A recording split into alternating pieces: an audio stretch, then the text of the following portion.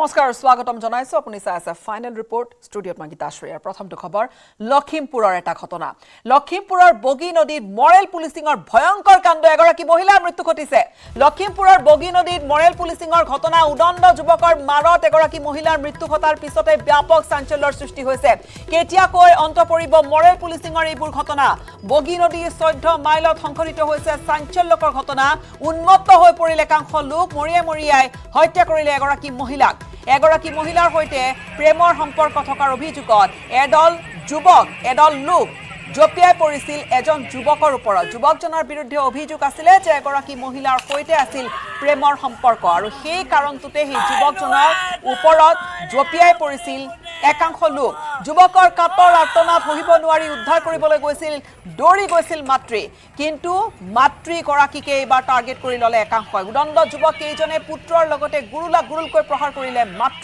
মাতৃ কিমানেই বেয়াকৈ প্ৰহাৰ কৰিলে তাৰ পিছতে গুৰুতৰভাৱে আঘাতপ্ৰাপ্ত অৱস্থাত গুৰুতৰ প্ৰহাৰত পুত্ৰৰ সন্মুখতে ঢলি পৰিল মহিলাগৰাকী গুৰুতৰভাৱে আঘাতপ্ৰাপ্ত মহিলাগৰাকীক ততাতৈয়াকৈ চিকিৎসালয়লৈ নিয়াৰ পিছতো প্ৰাণ ৰক্ষা নপৰিল মহিলাগৰাকীৰ চিকিৎসকে মৃত ঘোষণা কৰে চিকিৎসালয়লৈ নিয়াৰ বাটতে মৃত্যু সাৱটি ল'লে মহিলাগৰাকীয়ে ইতিমধ্যে আৰক্ষীয়ে আৰম্ভ কৰিছে ঘটনাৰ তদন্ত দোষী কোন জড়িত মৰেল পুলিচিংৰ ঘটনাত মাতৃক ঘুচিয়াই হত্যা কৰাৰ অভিযোগ ভুক্তভোগী পুত্ৰগৰাকী উত্থাপন কৰিছে আৰক্ষীয়ে তদন্ত আৰম্ভ কৰিছে চকুৰ সন্মুখতে ঘাতকৰ দলে মাতৃৰ প্ৰাণ কাঢ়ি নিয়া ঘটনা সহজভাৱে ল'ব পৰা নাই ভুক্তভোগী যুৱকজনে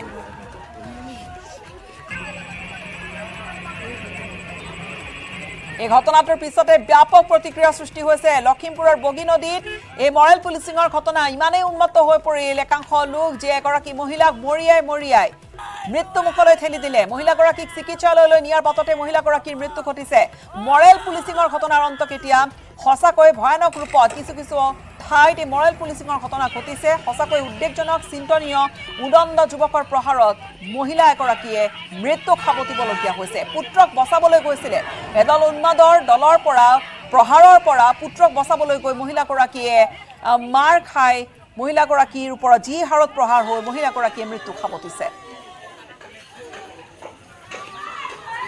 মানে হেৰিটো খোলা দেউটো যেতিয়া মাৰিছে তেতিয়া চিঞৰিছে আমাৰ নন্দাজনীয়ে তেতিয়া আমি দৌৰ মাৰি গৈছোঁ তেতিয়া মতা মানুহ নাই তাত দৌৰি যাওঁতে শুইয়ে মানে ল'ৰাটোক কেলৈ মাৰিছে বুলি এনেকৈ ধৰোঁতে মানে ঘুচা তাতে মাৰিছে কাৰেণ্টটো গ'ল সেই সময়ত ঘুচা মানে শুইগাত ইয়াত লাগিছে মাথা লাগিছে তাকো মাৰিছে শুইগাটো পৰিছে এইটো অমাই যেতিয়া ফোন কৰি 7টা ল'ৰাক মাতি আনি ইয়াত মাৰ্ডাৰ কৰিছে কওঁতে মানে শুই বুক লাগি তাতে বহি দিলে আচলতে নহয় বহি দিওঁতে হক বমি কৰিছে বমি কৰোঁতে সিহঁতৰ ঘৰ মানে চব বহি আছে পানী খাওঁ কৰিছে পানী দিবলৈ মানুহ নাই তাৰ মই ল'ৰাটো গৈছিলোঁ ল'ৰাটো আমাৰ মানে শুই ঘৰ পাই ওচৰ পানী গিলাচ নি মানে দৌৰি যাওঁতে পানী পৰি গৈছে পানী গিলাচটো দিওঁতে ওলাই আহিছে হককে তেতিয়া মই ক'লোঁ মোৰ দেউ এটা আছিলে মানে সেই তাক ক'লোঁ ব'ল কোনো নাই এতিয়া আমি ঘৰলৈ ধৰি নিওঁ অচেতন হৈ গৈছে মানুহজনী মৰিবতো দিব নোৱাৰি তেতিয়া আমি দুইটা ধৰিছোঁ তাৰ উঠাই আনিব পৰা নাই গোটেই মোক গা চাই বমি কৰি দিছে মানে তেতিয়া মই সুধিছোঁ শুই বোলো দুখ পালে নেকি তেতিয়া কৈছে বোলে কোনোবা মাৰিলে নাই মাথাটো জোকাই দিছে মাতিব পৰা নাছে মাথা এনেকৈ জোকাই দিছে আৰু ক'ত মাৰিলে শুনোতে হাতটো এনেকৈ কৰোঁতে মোতে তলে দি দিলে তেতিয়া মই একো হেৰি নাইকিয়া মানে তাত ধৰি আনি তাত আনিব পৰা নাই ন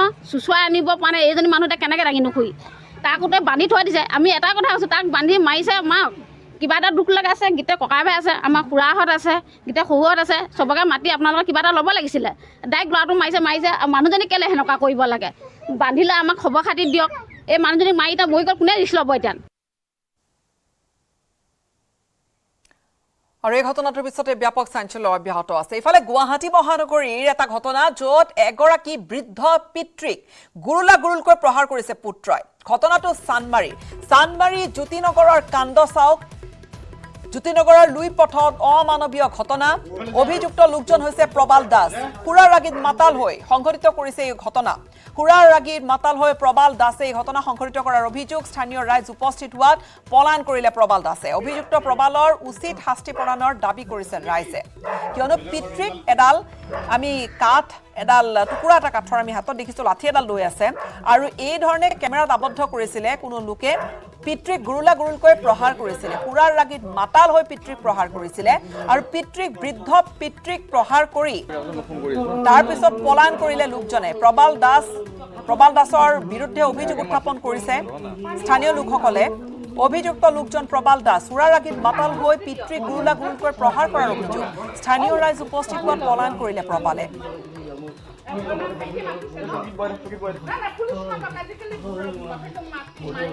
এনেকে মাৰে দে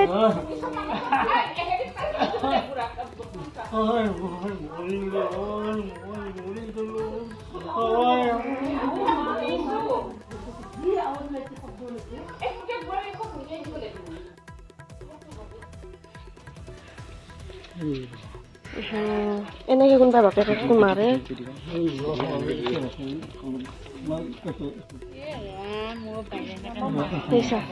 আৰু এইবিলাকতো চাবই জাগাই নাই চাগে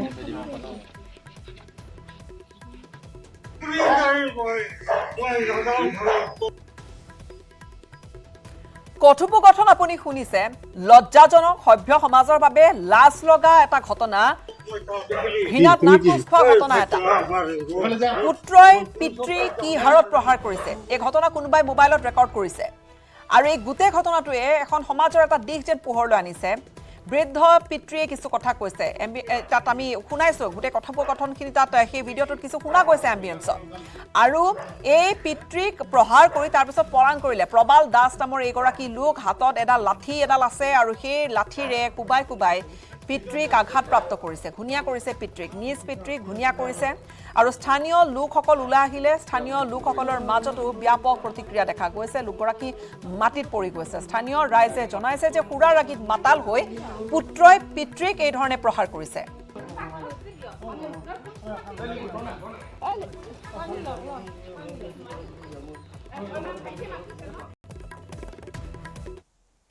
আৰু কাইলৈ ঘোষণা হ'ব উচ্চতৰ মাধ্যমিক চূড়ান্ত পৰীক্ষাৰ ফলাফল অনলাইন যোগে পুৱা 9 বজাত উপলব্ধ হ'ব ফলাফল পুৱা 7 বজাত জাননী প্ৰকাশ কৰা হ'ব ঘোষণা হ'ব কাইলৈৰ দিনটোত কলা বিজ্ঞান বাণিজ্য শাখাৰ ফলাফল পুৱা 9 বজাৰ লগে লগে কেইবাটাও ৱেবছাইটত প্ৰকাশ কৰা হ'ব ফলাফল এক চেনেলত এই কথা জনাইছে শিক্ষামন্ত্ৰী ডক্টৰ ৰণোজ পেগুৱে এইবাৰ উচ্চতৰ মাধ্যমিকৰ চূড়ান্ত পৰীক্ষাত অৱতীৰ্ণ হৈছে 2,80,216 গৰাকী পৰীক্ষাৰ্থী মুঠ ছাত্ৰৰ সংখ্যা হৈছে 1,37,484 গৰাকী বিপৰীতে ছাত্ৰীৰ সংখ্যা হৈছে আৰু 1,42,732 গৰাকী কলা শাখাত অৱতীৰ্ণ হৈছে 2,06,467 গৰাকী পৰীক্ষাৰ্থী বিপৰীতে বিজ্ঞান শাখাত অৱতীৰ্ণ হৈছে 55,287 গৰাকী পৰীক্ষাৰ্থী বাণিজ্য শাখাত অৱতীৰ্ণ হোৱা পৰীক্ষাৰ্থীৰ সংখ্যা হৈছে 17,582 গৰাকী তাৰোপৰি বৃত্তিমুখী শাখাত 880 গৰাকী পৰীক্ষাৰ্থী অৱতীৰ্ণ হৈছে এইবাৰৰ উচ্চতৰ মাধ্যমিক পৰীক্ষাত 12 ফেব্ৰুৱাৰীৰ পৰা আৰম্ভ হোৱা উচ্চতৰ মাধ্যমিকৰ চূড়ান্ত পৰীক্ষাৰ ফলাফল কাইলৈ ওলাব অৰ্থাৎ বৃহস্পতিবাৰে পুৱা 9 বজাৰ লগে লগে ৱেবছাইটত উপলব্ধ হ'ব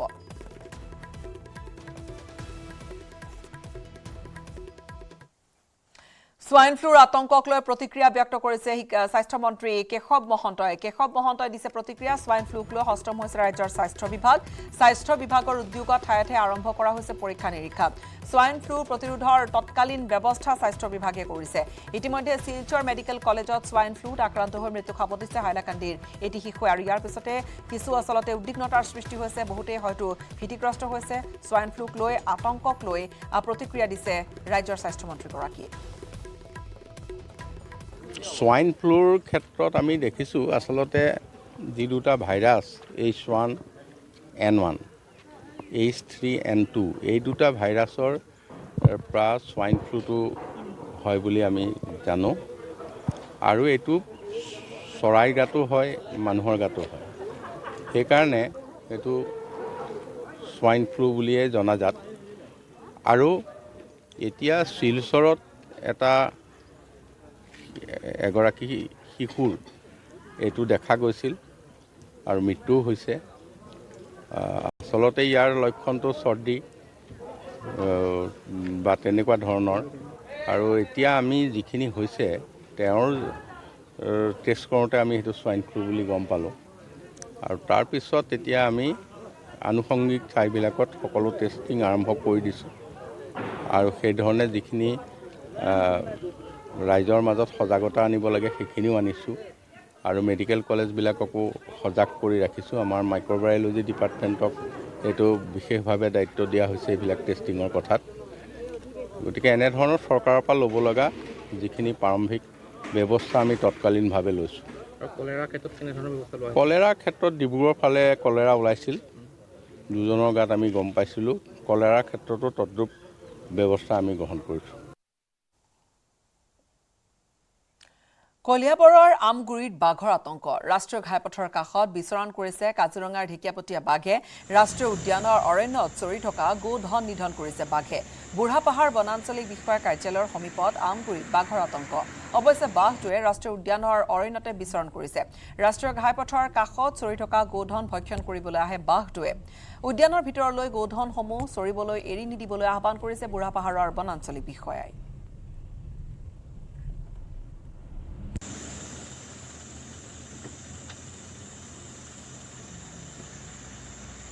বৰ্তমান যি বুঢ়াপাহাৰ বনাঞ্চলত আমাৰ বুঢ়াপাহাৰ বনাঞ্চলত আগতকৈ বাঘৰ সংখ্যা যথেষ্ট বৃদ্ধি পোৱা দেখা গৈছে আৰু তাৰ ঠিক সমান্তৰালভাৱে আৰু এটা বস্তু দেখা পোৱা গৈছে যে গাঁৱৰ যোনবোৰ মানুহ আছে তেওঁলোকৰ যি গোধন আছে গোধনসমূহ তেওঁলোকে আমাৰ জংঘলৰ ভিতৰত চৰিবলৈ এৰি দিয়া কৰিছে গতিকে যিহেতু বাঘৰ সংখ্যা ইয়াত বৃদ্ধি পাইছে বাঘেটো সন্মুখত যি পায় তেওঁ ভক্ষণ কৰিবই বাঘে গতিকে যদি জংঘলৰ ভিতৰত থকা গৰু যদি বাঘে টানি লৈ যায় গতিকে সেই পৰিপ্ৰেক্ষিতততো আমি একো কৰিব নোৱাৰোঁ গতিকে মই আপোনালোকৰ যোগেদি ৰাইজক এই বস্তুটোৱে সজাগ কৰিব খোজোঁ যে তেওঁলোকে যাতে নিজৰ গোধনসমূহ তেওঁলোকৰ যি চৰণীয়া নিজৰ ফিল্ড আছে বা যি তেওঁলোকৰ খেতিপথাৰ আছে তাত যাতে তেওঁলোকে চৰিবলৈ এৰি দিয়ে তেওঁলোকে যাতে জংঘলৰ পিনে পঠিয়াই নিদিয়ে আমাৰ যাতে ৰাস্তা পাৰ কৰি তেওঁলোকে ৰাষ্ট্ৰীয় উদ্যানৰ পিনে পঠিয়াই নিদিয়ে কাৰণ তেনেহ'লে তেওঁলোকৰো যথেষ্ট ক্ষতি আৰু আমাৰো যথেষ্ট ক্ষতি কাৰণ তেওঁলোকৰো গোধনৰ যথেষ্ট ক্ষতি হোৱা দেখা যায় কাৰণ বাঘে আপোনাৰ মাজে মাজে গৰু লৈ যোৱা দেখা যায় কিন্তু সেইটো যিহেতু ৰাষ্ট্ৰীয় উদ্যানৰ ভিতৰত গতিকে তাত আমাৰ বিশেষ কৰিব লগা নাথাকে কিন্তু ৰাইজ সজাগ হ'লে ভাল হয় তেওঁলোকে নিজৰ গোধনসমূহ সুৰক্ষা কৰিলে ভাল হয় তেওঁলোকে নিজৰ খেতিপথাৰত এৰিলে বা নিজৰ যি চৰণীয়া ফিল্ড আছে তাত এৰিলে ভাল হয় কাৰণ বাঘেটো নিজৰ প্ৰণালীমতে চলিবই ই যিহেতু ৰাষ্ট্ৰীয় উদ্যান আছে ইয়াতে বাঘৰ সংখ্যা ক্ৰমাগতভাৱে বৃদ্ধি হৈ আছে গতিকে বাঘেটো নিজৰ মতে চলিবই গতিকে আমি যাতে মানুহখিনি সজাগ থাকোঁ যাতে গোধনসমূহ নিজৰ চৰণীয়া খেতিপথাৰত চৰিব দিওঁ মানকাছৰৰ ভুৰাকাটাত পথ দুৰ্ঘটনা ভুৰাকাটা দৈনিক বজাৰৰ দুৰ্ঘটনাত আহত হৈছে এগৰাকী বৃদ্ধ বাইকৰ খুন্দাত উফৰি পৰিল শ্বাহিজামাল শ্বেখ নামৰ বৃদ্ধ খুন্দা মৰা বাইকখনৰ নম্বৰ নথকাৰো অভিযোগ প্ৰত্যক্ষদৰ্শীৰ উন্নত চিকিৎসাৰ বাবে বৃদ্ধগৰাকী গোৱালপাৰালৈ প্ৰেৰণ কৰিলে স্থানীয় চিকিৎসকে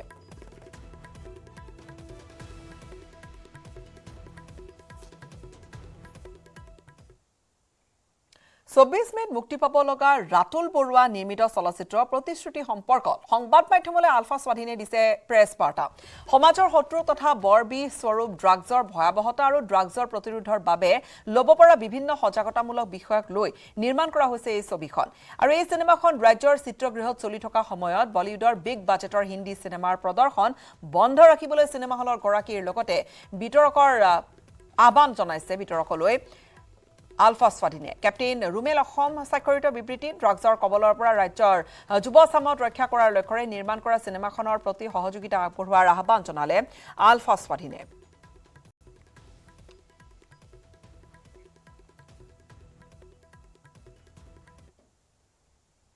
বাৰ্থডে পাৰ্টিলৈ গৈ কিশোৰৰ কৰুণ মৃত্যু বিশ্বনাথত হাহাকাৰ লাগিছে ঘটনাটোৰ পিছতে যথেষ্ট আচলতে প্ৰতিক্ৰিয়াৰ সৃষ্টি হৈছে এফালে চাঞ্চল্যৰ সৃষ্টি হৈছে বন্ধুৰ জন্মদিন পালন কৰিবলৈ গৈ দুৰ্ঘটনাত সুমিত ঢাকাল নামৰ কিশোৰজনৰ মৃত্যু ঘটিছে বন্ধুৰ সৈতে অৰুণাচলৰ সীমান্তৰ নমৰালৈ যোৱা এই তিনি সুঁতিৰ সুমিত ঢাকাল বন্ধুৰ জন্মদিন উদযাপন কৰি থাকোঁতে সংঘটিত হ'ল এই ভয়ংকৰ দুৰ্ঘটনাটো জানিব পৰা মতে নমৰাৰ ঝুলনা দলঙৰ পৰা তললৈ সৰি পৰিছিলে কিশোৰজন ফটো উঠি থকাৰ সময়তে দলঙৰ পৰা তলত নৈত সৰি পৰিছিলে সুমিত আঘাতপ্ৰাপ্ত অৱস্থাত উদ্ধাৰ কৰাৰ পিছতো প্ৰাণ ৰক্ষা নকৰিল সুমিতৰ বিশ্বনাথ চাৰিআলি অসামৰিক চিকিৎসালয়লৈ অনাৰ পিছত চিকিৎসকে মৃত ঘোষণা কৰিছিলে কিশোৰটিক বন্ধুৰ জন্মদিন উদযাপন কৰিবলৈ গৈ ১০ম শ্ৰেণীৰ ছাত্ৰ সুমিত ঢাকালৰ মৃত্যুত শোকাকুল পৰিৱেশৰ সৃষ্টি হৈছে বিশ্বনাথ চাৰিআলিত আমি স্কুটিৰ মাজত ল'ৰা এজনে ধৰি আছিলে তো আমি পালচাৰ চেক কৰিছোঁ হোচ নাছিলে আৰু তেওঁলোকক সুধি আমি গম পালোঁ যে ওপৰৰ পৰা এই যিটো হেংগিং ব্ৰিজৰ পৰা বোলে ল'ৰাজন ফটো চটো মাৰি আছিলে নিজেই পৰি গৈছে হেংগিং ব্ৰিজ মানে ক'ৰ হেংগিং ব্ৰিজ এই নাওমাৰাৰ যিটো নাওমাৰা অৰুণাচলৰ যিটো হেংগিং ব্ৰিজ তাৰ ওপৰত ফটো চটো মাৰি আছিলে মাৰি থাকোঁতে সি নিজেই পৰি গ'ল বোলে পৰি গৈ পানীত মানে ডুবি গ'ল ডুবি যাওঁতে তাৰে ব্ৰিজৰ পৰা পৰি গ'ল তললৈ হয় ব্ৰিজৰ পৰা তললৈ পৰি গ'ল আৰু ডুবি গ'ল তাৰপিছত মানে তাৰে লগৰ ল'ৰা এটাই ওলাবলৈ যাওঁতে সিও উলিয়াব পৰা নাই যেনে তেনে কৰি উলিয়াইছে সিও পানী চানী অলপ খালে বুলি উলিওৱা ল'ৰাটো তো এতিয়া তেনেকৈ কি আমি ফটাফট গাড়ীত উঠাই লৈ আহিম ইমানেই জানো আৰু ল'ৰাখিনিয়ে জানিব এতিয়া মানে ল'ৰাটোৰ নাম কি আছিলে, ক'ৰ হয়, কোন গাঁৱৰ হয়? ল'ৰাটোৰ নাম হ'ল সুমিত ঢাকাল। আমাৰ এইটো আমাৰ ইয়াত ওচৰতে বস্তিতে গাঁৱতে মানে আৰু কাৰোবাৰ বাৰ্থডে পালন কৰিব সিহঁতে গৈছিলে আৰু আমাৰ মাজত ফটো চটো তুলিম বুলি। কিমানজনে গৈছে? 6জন আছিলে টোটেল। ছয়জন। আমি দেখাত 6জন আছিলে। বাকী কেইজন ঠিকে আছে? বাকীকেইজন ঠিক বাকীকেইজন চব পানীত যোৱাই নাই, এজনে মানে পৰি গ'ল 2জন পৰা তেনেকৈ কৈছে। আমিতো সুধিছোঁ, ইহঁতে বৰাজুলি চেণ্টাৰৰ ওচৰৰ পাওঁ আছিলে আমি গৈ পাওঁতে। অনিশ্চয়তাৰ মাজত এতিয়া পাহাৰৰ ৰেল চলাচল। খাদ্য আৰু ইন্ধনৰ নাটনিৰ দিশে দক্ষিণ অসমকে ধৰি ত্ৰিপুৰা, মিজোৰাম আৰু মণিপুৰ 25 এপ্ৰিলৰ পৰা লামডিং বদৰপুৰ পাহাৰীয়া ৰেলপথত বন্ধ হৈ আছে মালবাহী ৰেলৰ চলাচল। ৰেলৱেৰ টাইম টেবল অবিহনে একাংশ যাত্ৰীবাহী ৰেলৰ চলাচল অব্যাহত আছে যদিও বন্ধ হৈ আছে মালবাহী ট্ৰেইনৰ চলাচল। বন্ধ হৈ আছে গুৱাহাটী শিলচৰ, গুৱাহাটী বদৰপুৰ, গুৱাহাটী দুৰ্লভচৰা স্থানীয় ৰেল সেৱা। ৰেলপথৰ মেৰামতিৰ কাম সম্পূৰ্ণ নোহোৱাৰ বাবে সম্পূৰ্ণভাৱে সুচল হোৱা নাই ৰেলৰ যাতায়াত ব্যৱস্থা। देखिए, फुल रिस्टोरेशन में तो टाइम लगेगा। आज हम लोग पैसेंजर ट्रेन चला रहे हैं। आज एक गुड्स ट्रेन भी हाफ रेक शुगर का गया है, तो उसके कारण एम्बैंकमेंट पे थोड़ा इफेक्ट पड़ा है। हम लोग उसका मेजरमेंट्स लिए हैं और एक्सपर्ट्स को वो मेजरमेंट पास ऑन किया गया है। वो उसको स्टडी कर रहे हैं कि गुड्स ट्रेन जाने के कारण क्या इफेक्ट हुआ, और अगर इफेक्ट हुआ है तो उसको कैसे हम लोग नलीफाई कर सकते हैं, ये हम लोग देख रहे हैं। तो गुड्स ट्रेन तो हम लोग अभी फर्दर बहुत धीरे धीरे चलाएंगे या अभी नहीं ही चलाएंगे, एक्सपेरिमेंटल फेज में ही रहेगा।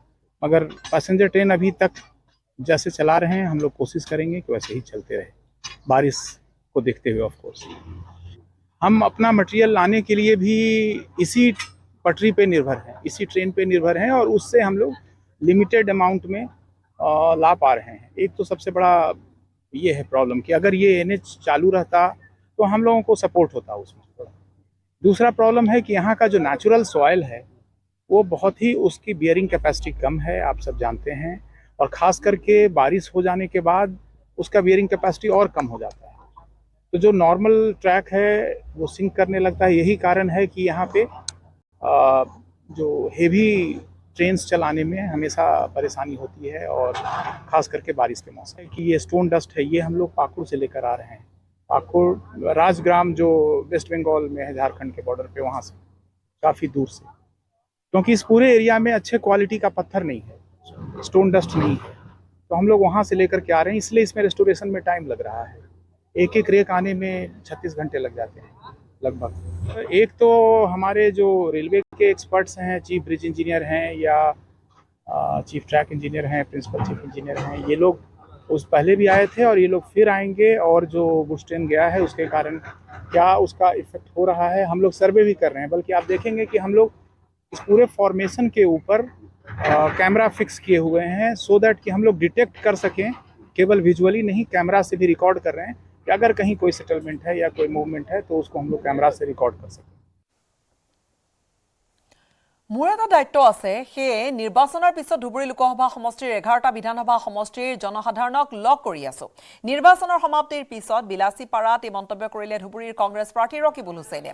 ধুবুৰীত বহু সমস্যা আছে, গৰাখহনীয়া, শিক্ষা, নিবনুৱাৰ সমস্যা সহ সকলোবোৰ সমস্যাৰ প্ৰতি গুৰুত্ব দিব বুলি ঘোষণা কৰিছে ৰকিবুল হুছেইনে। ভোট গ্ৰহণৰ সমাপ্তিৰ পিছত বিলাসীপাৰাত ৰকিবুল হুছেইনক উষ্মভাৱে আদৰণি জনালে কংগ্ৰেছৰ নেতাকৰ্মীসকলে। সমষ্টি পুনৰ নিৰ্ধাৰণৰ গোটেই পিছতে বা সমষ্টি পুনৰ নিৰ্ধাৰণ কৰি ধুবুৰী লোকসভা সমষ্টিৰ জনসাধাৰণৰ লগত বিজেপি চৰকাৰে চৰম অন্যায় কৰা বুলি মন্তব্য কৰিলে ৰকিবুল হুছেইনে। 13 লাখ মানুহ থকা সমষ্টিয়ে যিখিনি পুঁজি পাব, 27 লাখ ভোটাৰ থকা ধুবুৰী সমষ্টিৰ মানুহেও একেই পুঁজি পাব। গতিকে ধুবুৰী লোকসভা সমষ্টিৰ 27 লাখ ভোটাৰৰ লগত বিজেপি চৰকাৰে চৰম অন্যায় কৰা বুলি ৰাইজক বুজোৱাৰ চেষ্টা কৰিলে ৰকিবুল হুছেইনে।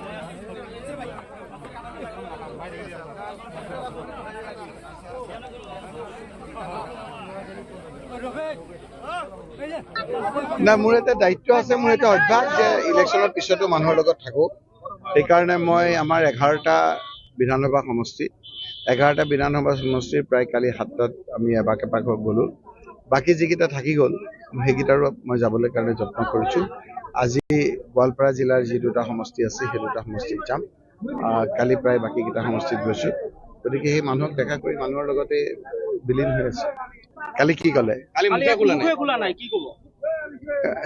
কি ক'ম তই মোক কি ক'লে কালি সুধিছিল নেকি? কি বুলি ক'লে?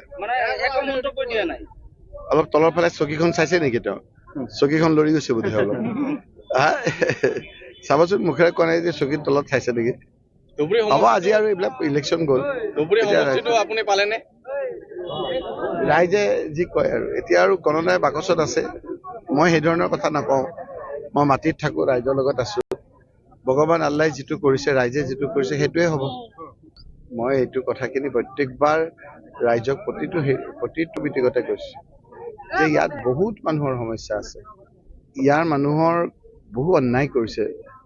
11টা বিধানসভা সমষ্টি এটা লোকসভা সমষ্টিত দিব নাপায়। সেইখিনি গৰাখহনীয়া সমস্যা। ইয়াৰ মানুহে বানপানী ইমান ভয় নকৰে, কিন্তু যে মাটি বাৰী লৈ গৈ পেলাই মানুহক যে একেবাৰে ঘৰ ভূমিহীন কৰে আৰু সেই সময়ত যে হিমন্ত বিশ্ব শৰ্মাৰ পুলিচে যে ঘৰবিলাক ভাঙি দিয়ে, সেইবিলাক এটা সমস্যা। মাটি বাৰী ভূমিহীন লোকসকলক ভৰি দিয়া এটা সমস্যা, নিৰাপত্তাৰ সমস্যা, মূল্যবৃদ্ধিৰ সমস্যা, চাকৰি বাকৰিৰ সমস্যা, সমস্যাই সমস্যা। গতিকে সমস্যাত জৰ্জৰিত ৰাইজক বহুদিন মানুহে আমাক ভালকৈ হাঁহিব পৰা নাই। এবাৰ হাঁহিব পাৰে নেকি তাকে যত্ন কৰাৰ বাবেহে ইয়ালৈ আহিছোঁ। সেইকাৰণে ইলেকশ্যনৰ পিছদিনাও ইলেকশ্যনৰ আজি কোনো ভোটৰ কথা নাই, মানুহৰ লগতে বিলীন হৈ আছে। ভগৱান আল্লাহৰ কি কাম থাকিব যদি আমিয়ে চব বিচাৰ কৰোঁ? আমি ইলেকশ্যন ক'লো ভোট দিবলৈ, ৰাইজে ভোট দিছে, গণনাটো হ'ব, ভগৱান আল্লাই অকণমান সেইবিলাক বিচাৰ কৰিব।